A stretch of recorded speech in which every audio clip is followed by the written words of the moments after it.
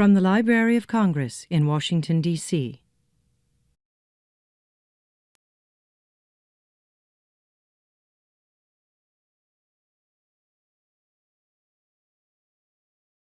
And we are thrilled that you could join us for our first Library of Congress online conference for educators. We have a great lineup for the entire program, but we are super proud to show off with our keynote speaker, Carol Highsmith. I'm going to turn the program over to the Director of Education Outreach, Leanne Potter, and she's going to introduce our very special guest to you. Thanks, Kathy. I'm delighted to be here as well and tickled that all of you are joining us. Thrilled to be introducing two of our guests this evening. The first is Carol Highsmith. Carol is a distinguished and richly published American photographer. She has donated her work to the Library of Congress since 1992. Starting in 2002, Highsmith provided scans or photographs that she shot digitally with new donations to allow rapid online access throughout the world. If you have poked around the library's website at any length and stumbled across some really extraordinary photography in recent years, you are certainly familiar with Carol's work. Joining Carol is Helena Zinkham. Helena is the chief of the Prints and Photographs Division at the Library of Congress. Helena joined the library Prints and Photographs Division in 1984.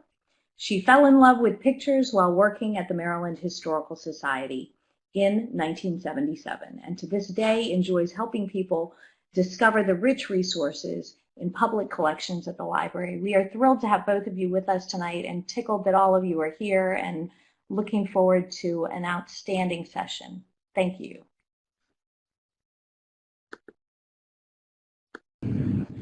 Thank you, Leanne. Great pleasure on my part to be getting ready to meet everyone and host this conversation. The keynote session for the online conference, Library of Congress and Teachers, Unlocking the Power of Primary Resources, it offers all of us the opportunity to learn from and talk with a prolific creator of primary visual sources. And so the theme for this afternoon will be preserving our communities with photography. I probably should have mentioned that my voice is Helena Zinkham. We'll meet Carol in just a moment. I will ask the obvious questions on your behalf, starting with how Carol became interested in photography, her historical mentor, how she fell in love with the Library of Congress by photographing our magnificent Jefferson Building in Washington, D.C., and then how her daily life work documenting historic buildings evolved into a magnificent vision, and she launched her journey to act on her dream and create a visual profile of all 50 states and territories throughout our country. And that's where we'll spend most of our time, how Carol captures the essence of communities, how an extraordinary body of primary sources is being created that you can use and reuse right now. It's copyright-free and all online at the Library of Congress. We're going to take a look at several states, then travel with Carol through Alabama, followed by Vanishing America, Communities as People, and the Beauties in the Natural Environment. There's time at the end for your questions, of course. You can quiz Carol about the tools of her trade or ask anything else you're interested in about using her archive or perhaps even photographing your own communities with students. And I'm going to switch to our first slide now. And naturally enough, get ready to say, all aboard. Are you ready to ride? I'll turn it over to Carol, who can give us a quick hello.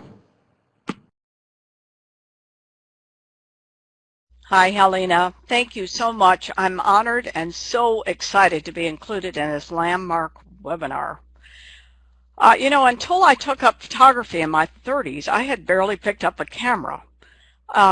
It was just that my dad was always taking photographs of us, and so I think subconsciously I was aware of photography.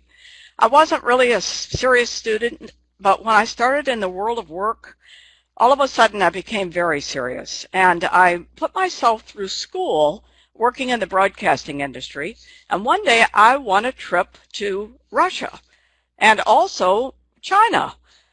Well, it's kind of hard to go to those places, especially when I went, and not take really kind of amazing photographs.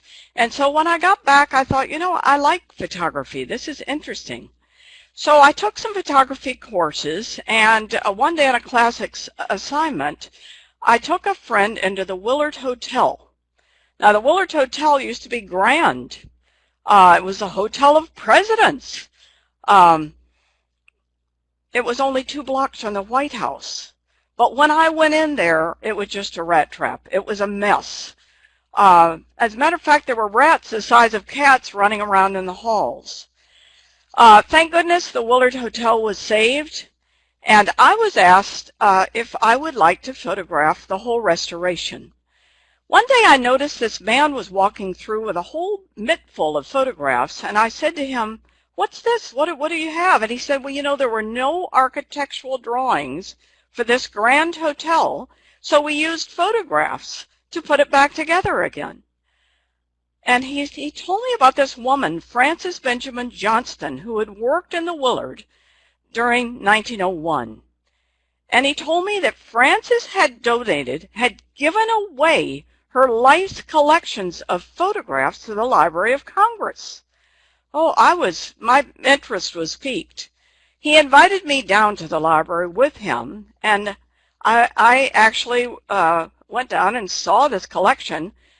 And what she had done was produce tens of thousands of images on her big, heavy, bulky 8x10 camera all over America, starting with photographs of 4 sitting presidents and their families, and then photographs of Southern mansions produced with a Carnegie Foundation grant, and then photographs of African-American schools and poor white mining communities and American Indian families.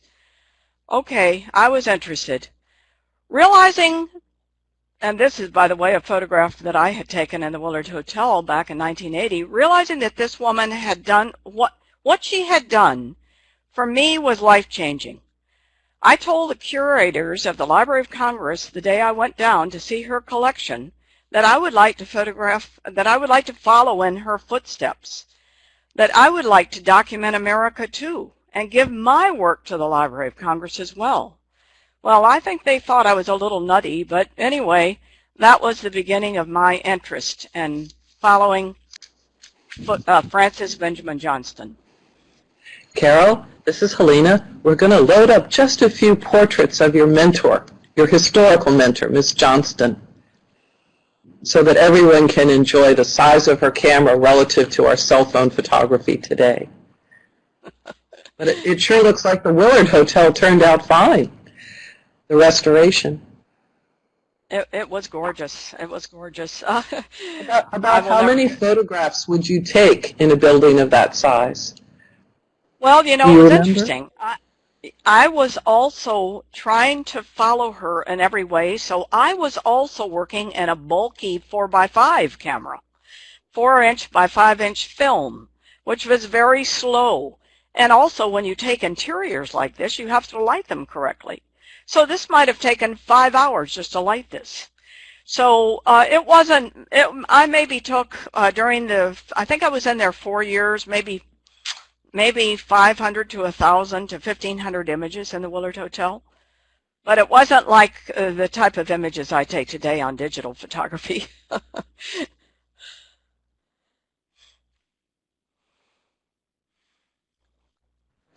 All right, Carol. While we wait for those next photos to come up, I mentioned that you've been very complimentary to the Library of Congress, and I appreciate that. What we'll move on to, it looks like they're coming up now.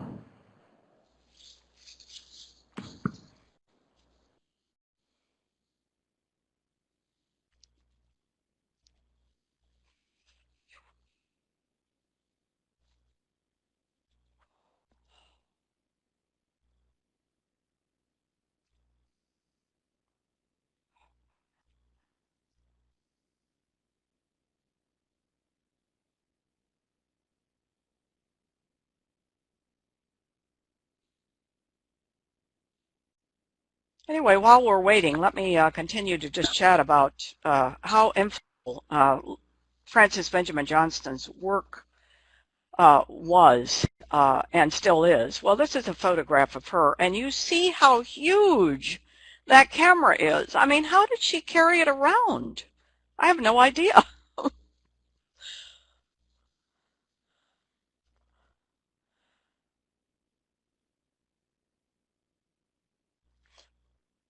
Let me talk about the Library of Congress also. My dream of traveling America and leaving a mark behind, as Frances Benjamin Johnston had done, was also made possible by a number of fortunate things that happened to me.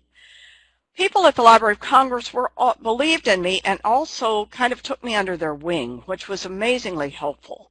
They were interested in my Willard Hotel experience and my photographs, and as I continued to document Pennsylvania Avenue, they also were interested in and decided that they wanted those images too. So it was very helpful that the Library of Congress felt that this was as valuable to have images in their collection of current day events as valuable as what Frances Benjamin Johnston had done during her lifetime at the turn of the last century. Look at these magnificent images. This, for instance, was a slide, a black and white slide that she colored. Look at these beautiful children.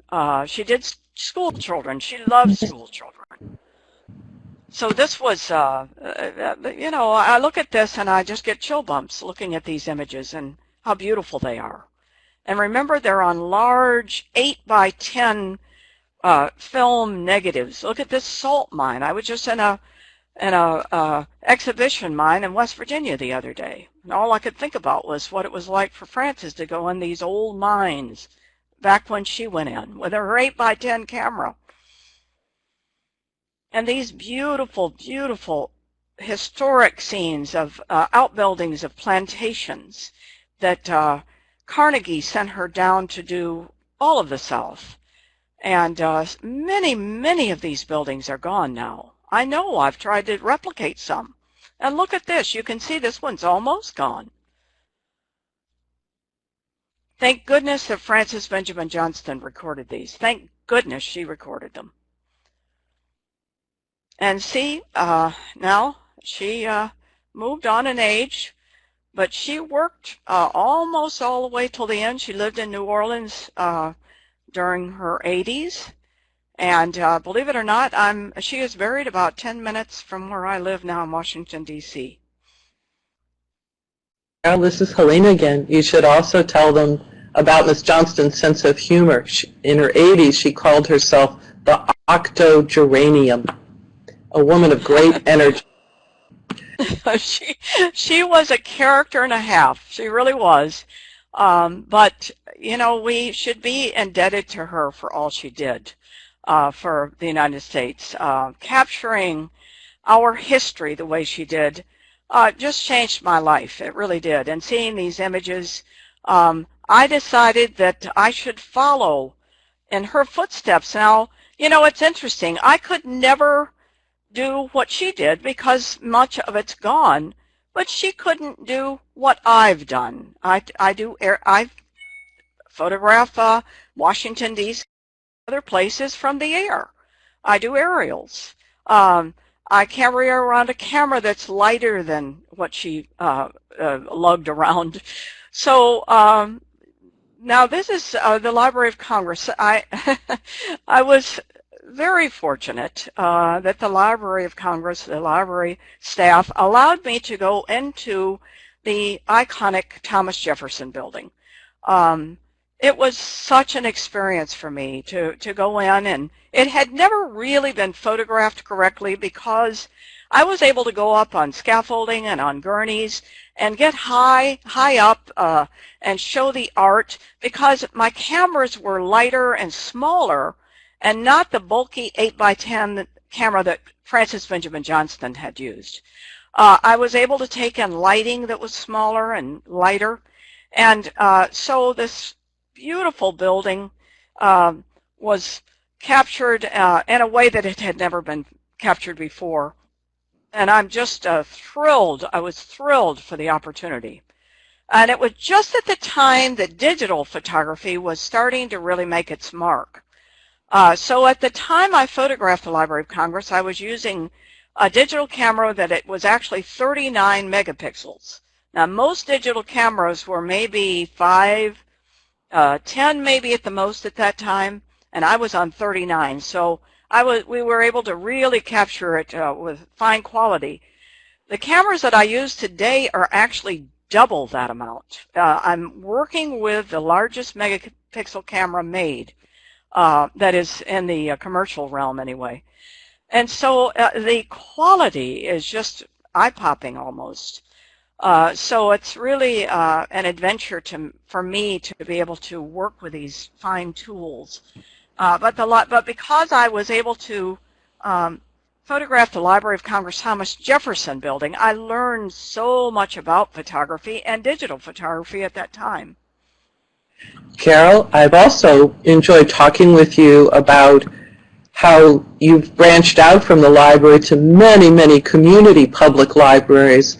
One of the great symbols throughout our John Adams building is actually the owl, I hope as a sign of wisdom.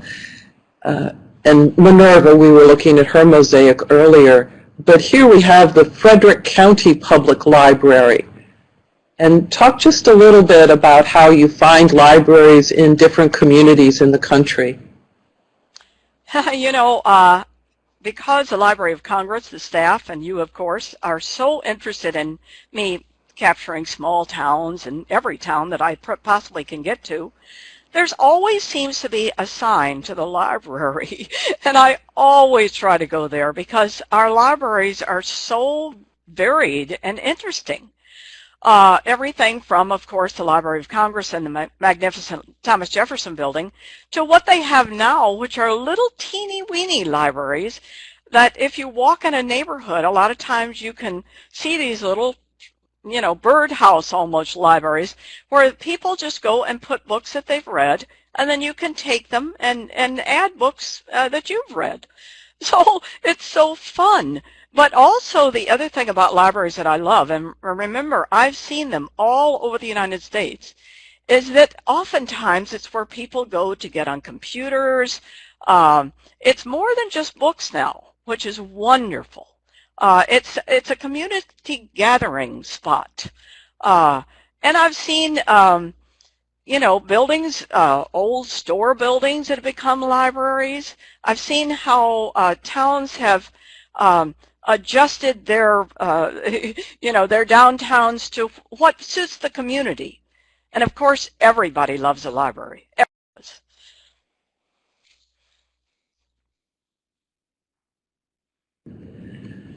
Carol, we're going to talk next about what you've been doing, not just since the days of the Willard and the individual buildings of the Library of Congress.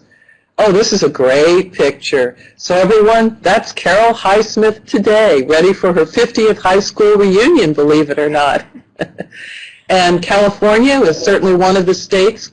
Carol traversed many months, up and down, coast, interior, and the rest.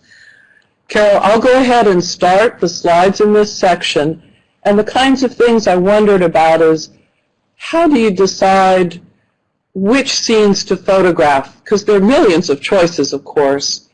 And then what kinds of things you've learned from the experience, or even just tell us, what's it like, life on the road? Well, I love life on the road. I think I'm a nomad. I think it's because all my young life we used to travel down to see my grandmother and granny down in North Carolina from Minneapolis. And so I just, you know, I learned to love America. It's gorgeous. I mean, look at this wooden barn. Look at these cattle. You know, things are going to change. Wooden barns could be gone someday. What do I decide? And, you know, what's so great is I haven't really been given much dictate. So it's kind of like, just go for it. So, but my problem is I have trouble curbing myself. If I go into a state, I really want to get everything. If I'm in Pennsylvania, I want to show the Amish community. I want to show the farmers. But I also want to do the big city neighborhoods and the vegetable man. And I can't stop. I don't know how to stop. I want to show the different seasons. I want to, we race. We race as fast as we can. We work 13-hour days. And then when it rains, we'll stay inside to make sure we have metadata. My husband goes with me on the road, so that really is helpful. And he writes the metadata, and I take the images. But everything's so fascinating. I mean, look at New Orleans. I can't stop. I need to go out every day. And if you go into the French Quarter in New Orleans, you're always going to be entertained and surprised. And it's so much fun because I'm now working with equipment that can handle just about anything. It can handle low light.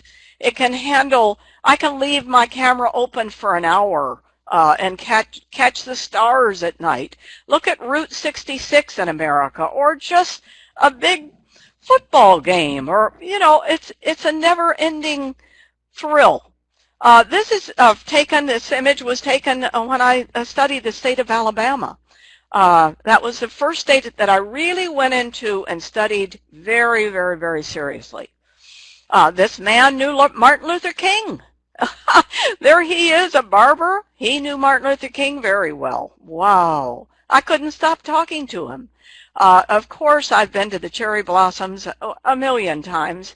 I can never get enough. I always have to run down there if I'm in town during the cherry blossom season.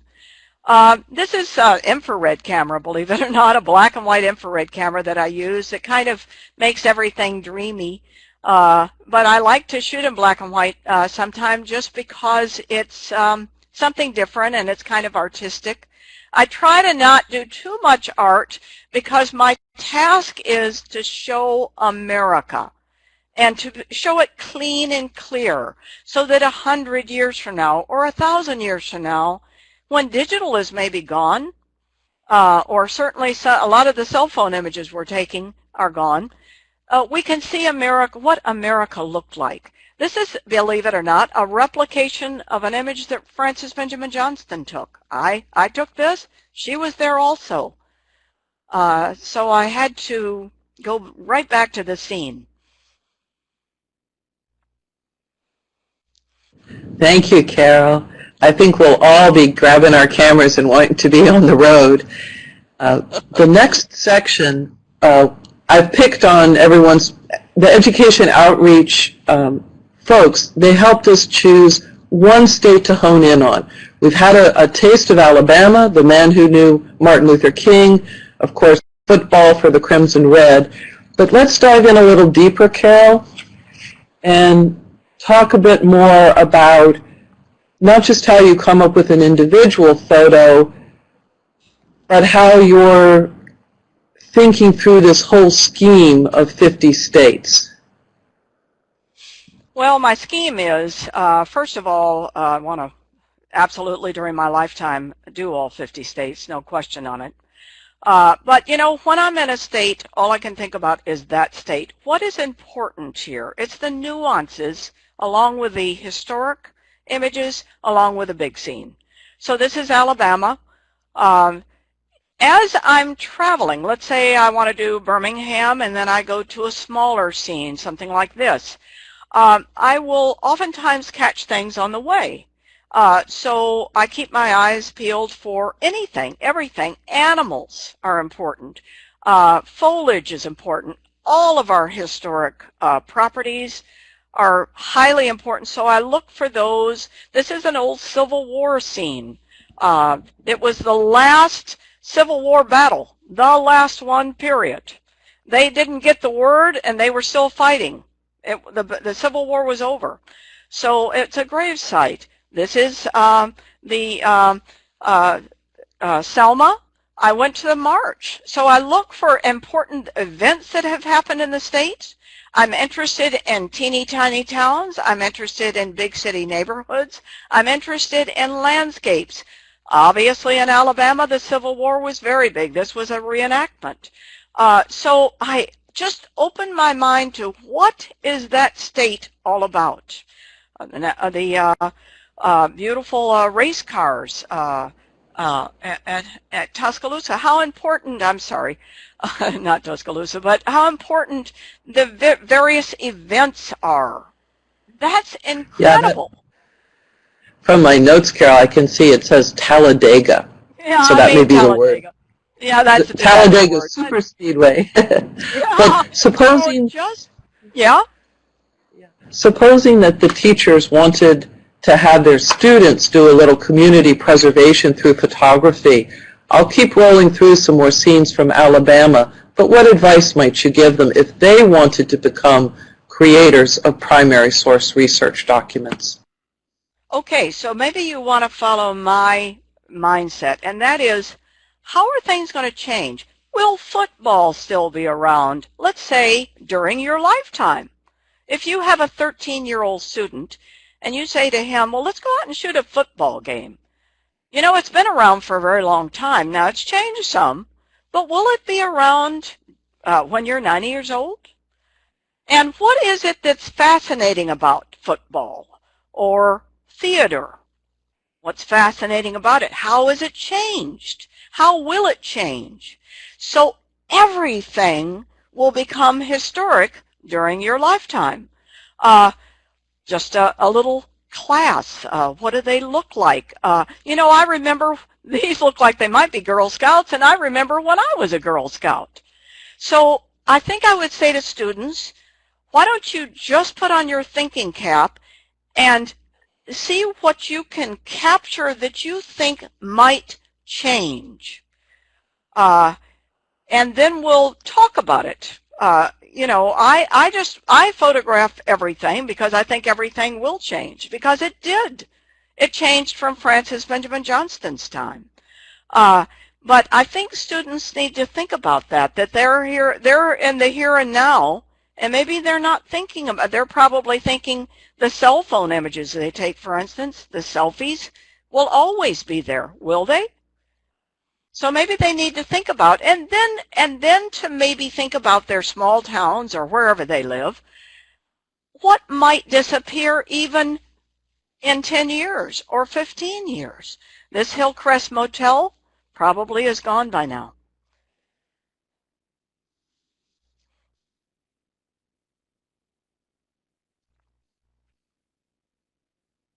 And then sometimes just photographing things that might be important to them and why they're important. Why is a cityscape important? Why is it important to have the water, the cityscape reflect into the water? Water, will that be forever available? I mean, look at California and some of the difficulties it's had in Texas. Well, it's always fun to do any kind of carnival. I love carnivals, and I think kids would too. And to do creative things, do photography at night, and now, of course, cell phones can capture almost anything. So I think kids would. I would just advise them to see things, look around their communities, and take images of everything, just for interest's sake. Things they're interested in or maybe not interested in. Thanks, Carol. Those are real good tips. We're going to take a shift now a little bit and think about one aspect of what you already covered. The phrase is often vanishing America. So photography as primary source documents can be really important for seeing change over time. You spoke about that. But then there's also the challenge of some things are going to completely disappear. And how do you go about, the word capture is in my mind, but your photographs are special to me, Carol, because you managed to get an entire story within a single frame. What you said about documentary value as much as artistic composition, clarity of color. And so, again, back to that, there are millions of choices about what you could be photographing. The theme in this section here will be the vanishing America and what it means to you that it will be your photograph that is all that is left of, say, a barn like the with the Male Patch Tobacco ad? You know, when I take a photograph, I am clueless as to whether or not what I'm taking will be here a year from now. Unfortunately, I've seen things disappear that I didn't want to, and that was I took photographs of the World Trade Center and from the air, and a month later it was gone. But I use the word disappearing America. I've done a great deal of time on Route 66. I photographed a lot of old motels and two-lane highways and old gas stations. I did a Pure station the other day. This is, believe it or not, a scene from Katrina. It wiped out the Waffle House and left 4 seats. But it is really not for me to know. I am interested in everything, but as I'm traveling throughout the United States, there's a lot of kind of, small towns. Some of them are not doing that well. Some are doing very well. But, barns, old railroad cars, old cars, they're just fascinating. And I can't travel across America. Oh, and by the way, I don't fly. We only drive. That's all we ever do. This is big text. Guess what? This image I took, and 2 weeks later, it had been standing for 60 years. 2 weeks later, it burnt to a crisp, burnt down. So there we go. There we go again. I took an image and it's gone. So how wonderful that at least it exists in the Library of Congress. There's nothing like the Library of Congress. The Library of Congress is all about preservation. That's what it stands for, and that's what I stand for, and there's no better place to have my images than the Library of Congress. But, look at this old place. Look at phones. I see them every once in a while. I still see pay phones, and I take photos of them because they're just about gone. So technology is changing our life. Old lighthouses. We have about 900 left in the United States. So I consider myself a preservationist. I am taking historic properties. I'm taking photographs of cities, states, regions, tiny towns, whatever. I don't care. Everything's America. But I have great satisfaction in the fact that they're going to be preserved in a place that there's no better place than the Library of Congress to have them preserved, because that's what the Library of Congress stands for, preservation. Thank you so much, Carol. Having had a good look at buildings, whether it's big techs standing for 60 years and all of a sudden, catastrophic fire, he's disappeared, or the gradual evaporation of payphones from our lives as new technology comes about, the pictures are rich, lots of detail to look at and think about and reflect on with students. But as interesting as the built environment is, we're going to turn now to the wonderful people, the heart of communities, and the photographs you've made in that way. Tell us something about each of these pictures, please. Well, this was in New Orleans. I just happened by these women, and they were having so much fun. So I had fun with them, and I just photographed them and their babies, and we just had a ball. I said, guess what? I said, when your babies are 90 years old, they can look at this photograph and see what they looked like when they were babies on the Library of Congress website. Oh, and little county fairs and animals and young people and everybody, families and people just having a good time. Oh man, America's just filled with it. And look at this little lemonade stand. Oh, Frances, I wish you would have been with me that day. I think she would have loved it. And this was a place where they make quilts, believe it or not, in Alabama. And her children were helping her make this quilt. And oh, it just meant a great deal for me to be with them. and just somebody just doing a little skateboarding. You know, murals are all over America and every town just about. And so it's just fun to kind of capture people. And look at these reenactors. This was right outside, right next to the White House is Lincoln, Jefferson, and Washington reenactors. The kids must have loved it. And this is a little scene in New Orleans. I've spent a lot of time in New Orleans, by the way, because Francis Benjamin Johnston lived there, and I love it so much. This is a little jazz band in one of the places on Bourbon Street. And this is an ice cream vendor, snow cones they call them, and just kids. And this is a little scene I caught in Texas, believe it or not. This man was a veteran, and he was homeless, and he was with his daughter and his dog. And I treated them to a little meal afterwards because they were so wonderful for me, and they let me, they posed for me for about a half an hour. And it just meant the world to me. And this is a football game. Yay! I think this might have been Alabama or Auburn. I don't know. I just loved it. And this is chess players in New York City, believe it or not. I mean, look at America. Look how rich it is. Look how fun. So, Carol? Yes, sir? I was going to say, let's go ahead and take 30 seconds and look at that picture, but it's disappeared on us. So we'll pick the next one. Okay. Back to that idea that photos are rich in information, multi-purpose, can be used all kinds of different ways. Well, our final section, our section focuses on the natural landscape. The people pictures were great and glorious. You often say, Carol, it's your choice to focus on a brighter side of America.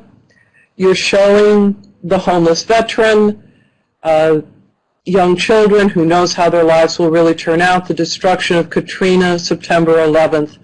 And yet, photographs almost always have a purpose and a point, and yours is to make sure that people see an optimistic, a positive side of America. So as we look at these photographs that sometimes have me ready to sing the song, Oh Beautiful for Spacious Skies, if you could talk just a little bit about how you came to your philosophy of photography and how that is such an important part of understanding the primary sources.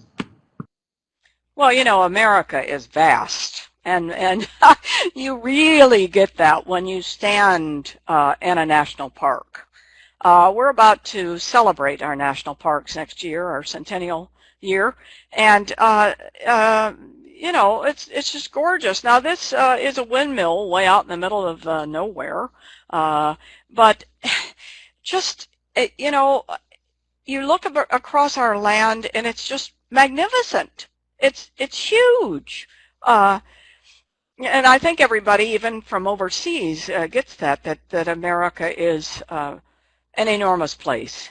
You know, I just came from Wyoming, where you just, the landscape's just forever. You can look across it, and there seems to just be no ending to what you're seeing. This is just a sand dune. We have many sand dunes. We have sand dunes in Wyoming. We have them in Colorado. We have them in many states. This is the California coast. Now, that's another place where you can look out over the ocean, and it seems like you can just see forever. It's awe-inspiring is what it is, and how lucky we are. These are our redwoods. I didn't know what to do when I got to the redwoods because you can't capture them in one photograph no matter how tall your camera is because they're huge. This is just a little scene in Hawaii. Just a little, you know, a mirror lake almost. Everywhere you go, it's scenic. Even in small towns, believe it or not. We have all of our, certainly on the East Coast and in the Midwest, we have our seasons. So that is a whole nother scenic view. This is very near my house in Washington, D.C., and then you go to the time of tulips. Well, tulips last maybe a week or two, and that's it. So you run around to get them everywhere you can. Our botanical gardens are just magnificent. And then we have all the structures. This is in Arizona, Utah. They're called the slot canyons because little slots of sun come through. They're gorgeous. They're absolutely magnificent. This is by our American. Yes, I'm sorry. No, that's all right, Carol. I thought you had the perfect tagline for bringing our slideshow to a conclusion. Magnificent America. We're going to take the rest of the time to hear some questions from the teachers, and we'll try to convey them to you as clearly as we can. Hi, this is Cheryl from the Library of Congress. I've been collecting questions as they've shown up in the chat. And if you haven't put a question in the chat, go ahead and do that, and we'll get to as many as we can. One of the questions that you had that I saw was about digital and around the phrase that Carol said, when digital is gone. And one of the participants was wondering if she expects that our digital images will disappear. Well, you know, that's an interesting question. I don't know, and it's not for me to know. But isn't it fascinating to you that film is almost gone? So does that say to you that maybe it might be 500 years from now, that maybe digital will maybe not be gone but may change? Listen, during my lifetime, there have been many things that have come and gone. Cassettes. Video used to be on huge 2-inch tapes. Super 8 movies that my dad used to take. So things are changing, have changed greatly in my lifetime. So it is. I don't know, and I'm not one to know, and I don't think anybody really knows. But they may. Things may change. Thanks, Carol. Somewhat related question was a follow-up. You mentioned that your husband collects metadata, and somebody was interested, a couple of people were interested in what kind of metadata he collects.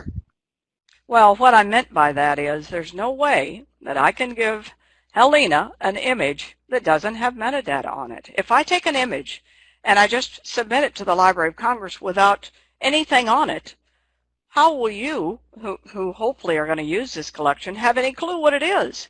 So every image I take has GPS on it and has metadata so that we can convey to you what this is. What is this scene?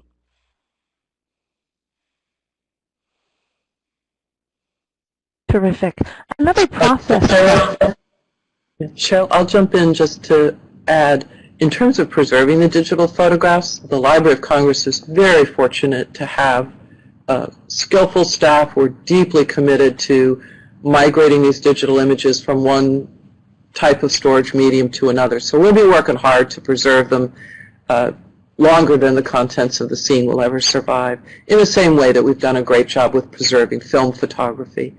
And on that metadata front, Carol's right, I'm pretty fierce about it, but we like to have a title, the date the photo was taken, the place where she was standing. If things go well, we'll also have latitude, longitude, so geospatial, very precise recording in the future. Carol is a master of keeping up with the latest in new technology. And so while we have a basic idea of content, subject, when, and where, we're also open to adapting as she can bring more metadata and information into each photograph. Thank you. Yes, and let me just say one more thing to that, and that is that is correct. That is the reason that I had to go to the Library of Congress. There's no better place because of the fact that that's what the Library of Congress is all about, being able to preserve our heritage.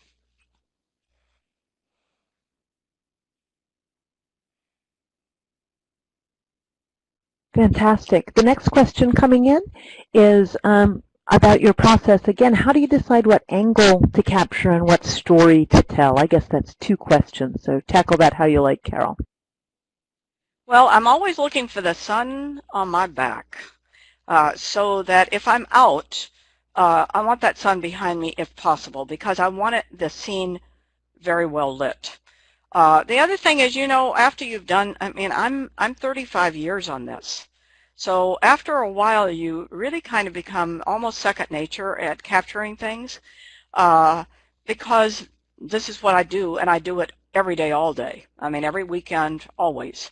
I love it. I can't say that enough.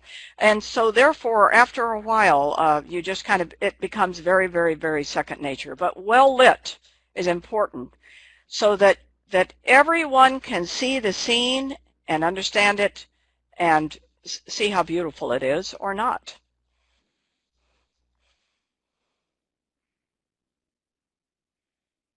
Carol, what state will you tackle next? I think I saw a question go by wondering if you were coming towards New Hampshire anytime soon. You know, I've been to New Hampshire. I actually did a book on the Mount Washington Hotel, believe it or not. And yes, I did capture Old Man in the Mountain before it fell. That's the other thing, is that, you know, even our natural landscapes sometimes can have disasters. But I don't think I'm up in New England anytime real soon, but I certainly have it on my radar screen, that's for sure. Then tell us a little about the states you're traveling in today, because I know we got a great bunch of photos from you recently. I just spent about 4.5 months on the road. I was in Wyoming. Oh, beautiful Wyoming. Oh, wild Wyoming.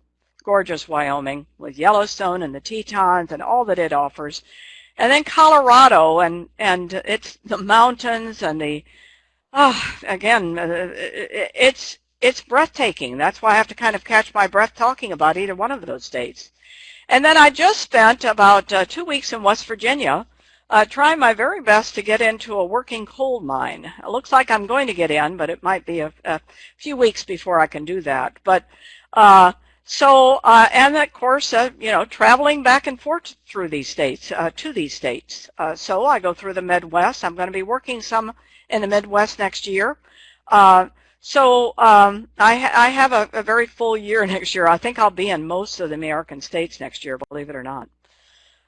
But I I'm going to go back to Wyoming and Colorado during the winter months and in the spring months. Carol, to wrap up, it looks like, I think, Cheryl, we have just 2 more questions. Do you ever miss working with film? No, you know, I'm so, well, first of all, I'm working with camera equipment that's so iconic I can hardly deal with it when I look at it on my computer. It's magnificent. So no, I really don't. So what I'm capturing is what we call born digital.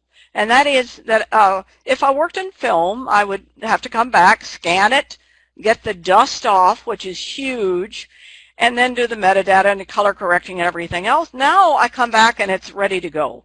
Now, I still have to do some color correction and some adjustments, but it is so much easier for me.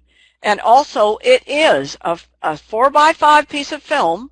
The cameras that I am working in now are 5 times the size of a scanned 4x5 piece of film. So, you know, how can I? It's just fantastic where I have headed now. It's a lot of money, but it is worth it for the Library of Congress collection. It is worth having fine equipment so that you all can use it. And by the way, what's so wonderful about the Library of Congress is they put these images on in various sizes. So if you just want a small size, you can have one. It's fantastic. Carol, we're at time. It's 4:50, and I think you may have found the perfect ending, the word fantastic. I've really enjoyed talking with you today, even though we've had many conversations before. I always learn new things from you. I will keep that phrase, the sun at my back, closely in mind. And it's been great for all of you who have participated, watching your questions and comments and observations come through. Thank you for being so engaged with us. Thank you, Helena, and thank you, Carol, for joining us. This was a fascinating discussion, and I can't thank you enough for all of your time, energy, and efforts in sharing your resources with us. A couple of housekeeping items for our audience. We'd love to hear your feedback. There is a link to a SurveyMonkey. Please make sure that you click through that and give us some feedback. It's 3 questions. Shouldn't take you more than a minute or 2. You will receive information within the next 5 business days about receiving your certificate for 1 instructional hour after completion of this session, and that goes for the folks who are listening to the recording too. We are recording all the sessions for our online conference, and they will be available through the teachers page at loc.gov/teachers starting next week, and we will send you an update as to when everything gets updated. And continue the conversation. Lots of great ideas were shared in the chat today, so please feel free to keep the conversation going via Twitter. Our handle is at TeachingLC, and the hashtag is LCTeachConf. So again, I can't say thank you enough to Carol Highsmith and Helena for the great conversation today. This has been a presentation of the Library of Congress. Visit us at loc.gov.